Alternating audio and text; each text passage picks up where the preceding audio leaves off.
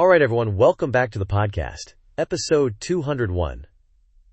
Today we're diving into something that's been, well, a bit of a headache for many PC users lately. We're talking about NVIDIA and those persistent driver stability issues. Oh yeah, absolutely, Mark. It feels like you can't scroll through a tech forum or subreddit without seeing someone complaining about weird crashes, flickering, or just general instability. It's certainly not wonderful, especially for a company known for its GPUs. Precisely.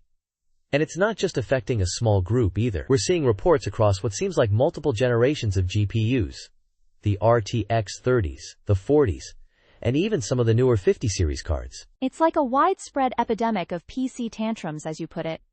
And people are pointing fingers at the drivers released since, December 2024? That seems to be the consensus baseline. The 566.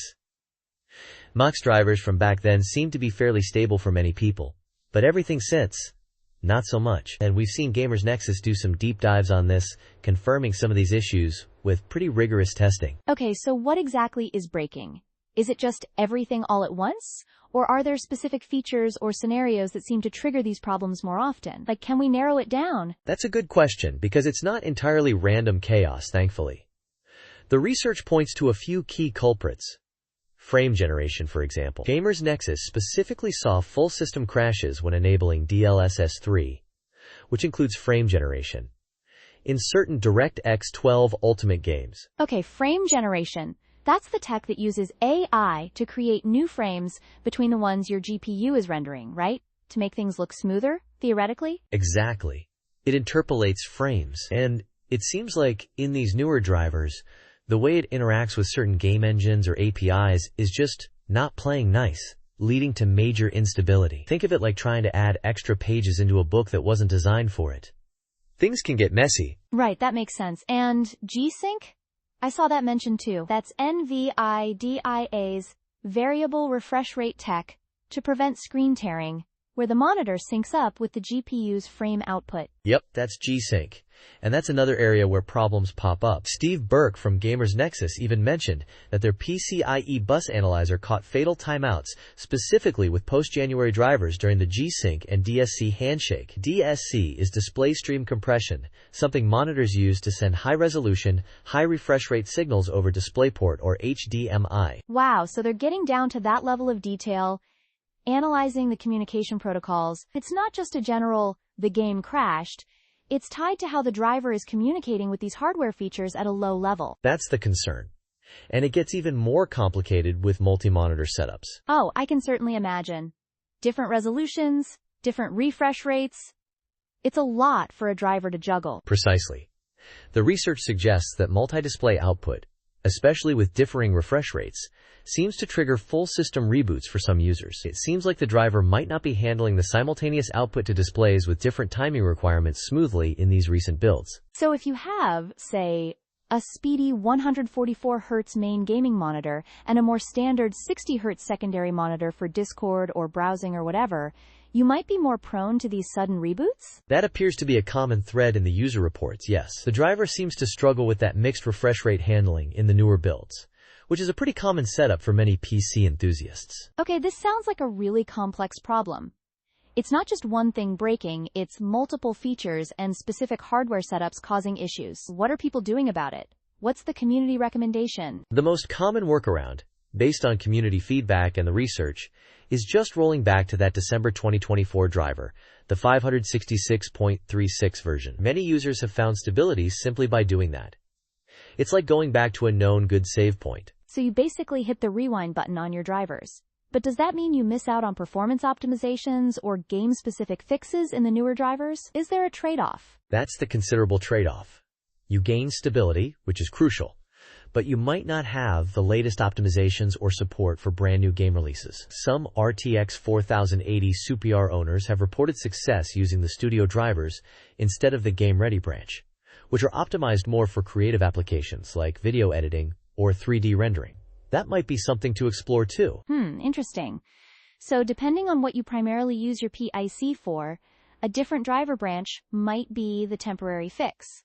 That's a clever workaround. Exactly. Other suggested workarounds include disabling hardware-accelerated GPU scheduling in Windows settings, which can sometimes alleviate certain issues, or trying to consolidate monitor ports if you have a particularly complex multi-monitor setup, though that seems less effective across the board. It feels like users are having to become IoT support for their own PCs just to get basic stability, which must be incredibly frustrating. It's certainly frustrating for consumers, and it does impact trust in the brand. NVIDIA has built a robust reputation for strong performance cards, but software stability is equally important, especially with frequent updates.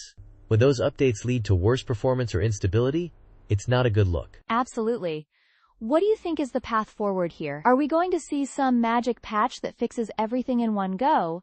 Or is this likely to be a lingering issue that gets addressed incrementally? That's the significant question. The research points to some fundamental issues, perhaps even at the kernel level, with how the driver is scheduling tasks, especially in those complex multi-display configurations.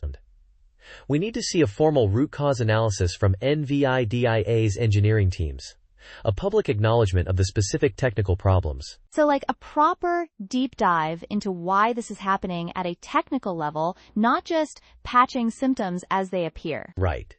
They need to address the core of the problem. Until then, it seems like users are stuck either rolling back drivers and potentially losing out on performance gains, or hoping the next hotfix doesn't introduce new problems while fixing others. It puts users in a difficult position, choosing between trying to stay current with potential risks or sticking with an older version for stability. It highlights the delicate balance in driver development. It certainly does. It's a constant push and pull between adding new features, optimizing for new games, and maintaining stability across a vast array of hardware and software configurations. Speaking of configurations, is there anything else the research pointed to regarding specific hardware components that seem more susceptible to these driver issues? It seems the issues are more tied to features like frame generation, G-Sync, and multi-monitor setups, rather than specific GPU models within the newer generations. However, some reports suggest cards that were released more recently, like the Super variants, might have different experiences, partly due to the drivers they were launched with. That makes sense. A card launched with a specific driver might have been tested more thoroughly with that version compared to subsequent releases. It's another layer of complexity. Exactly. And it also brings into question the testing methodologies. Are these niche but problematic scenarios, like specific multi-monitor refresh rate combinations, or certain DX12 Ultimate implementations with frame generation, being caught in internal testing before wide release? That's a critical point. If testing isn't covering these potentially problematic interactions, then the bugs only appear once the driver is in the wild, affecting millions of users. Precisely. And that's where community feedback becomes important, but also where the frustration mounts, because the community is essentially doing part of the quality assurance. It's a tough situation for everyone involved. Well, let's hope NVIDIA gets a handle on this soon. No one likes a constantly crashing PIC or having to fiddle with driver rollbacks. Thanks for breaking this down, Mark. It's a complex issue with many facets. Anytime, Jenny. It's a fascinating, though frustrating, technical problem. We'll certainly keep an eye on it and report back on how things develop with future driver releases. Sounds good. And thank you all for listening to episode 201. We appreciate you tuning in. We'll catch you next time. See ya!